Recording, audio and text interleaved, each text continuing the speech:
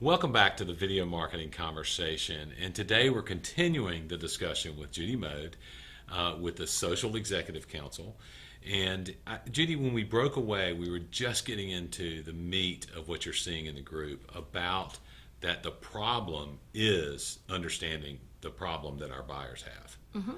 So give me some examples or some reasons that our audience can really relate to that, and some things that they can put their head around on that. Maybe a case study or something. Yeah, so the indicators as to why the problem solving is changed its sequence, we're seeing it across the board, right? And so if you look at sales cycles are getting longer, right? That has to do with the problem solving process. What was striking to us was actually the percentage of non-decisions. In asking each of our members, out of all the deals that don't happen, how many go to competition versus how many just don't happen. Pretty consistently now, the number that we're hearing back is 80 to 90% of the deals just don't happen. And there could be a lot of flavors of that, but at the core, a non-decision is a non-decision.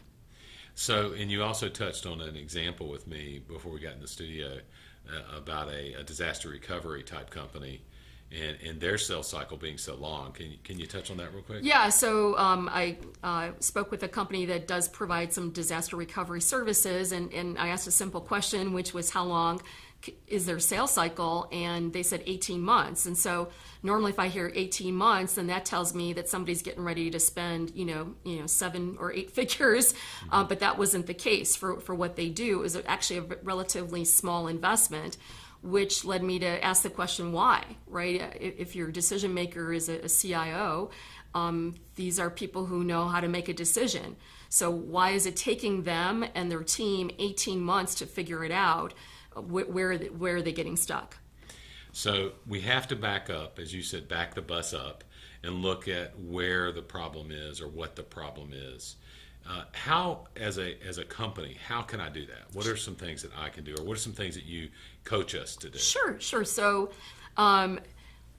if you separate the fix from what's broken, that's at the heart of this.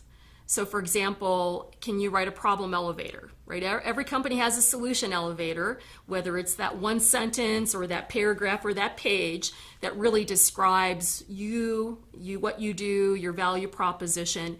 If you look at the mirror image of that solution elevator from the buyer's point of view, it's the problem elevator, which is what role do they have? Why is this a problem? Why is it an urgent problem? Why can't they solve this problem and what they do?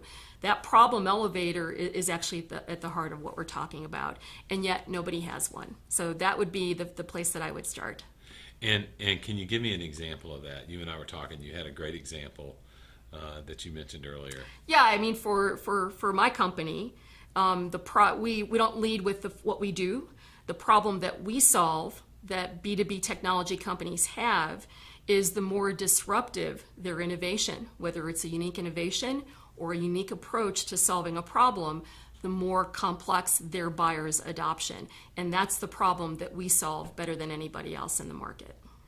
So if your business is out there and you're solving, if you haven't really looked at it from your buyer's perspective, and if you haven't tried to create a problem elevator, you should try. I think it would be a great exercise for you. I think you could contact the Social Executive Council to get some support from your peers. And obviously you could contact Judy directly. I'm sure she would help you as well. Whatever you can do. So thank you for tuning in, and I hope this was useful information for you. Have a great day.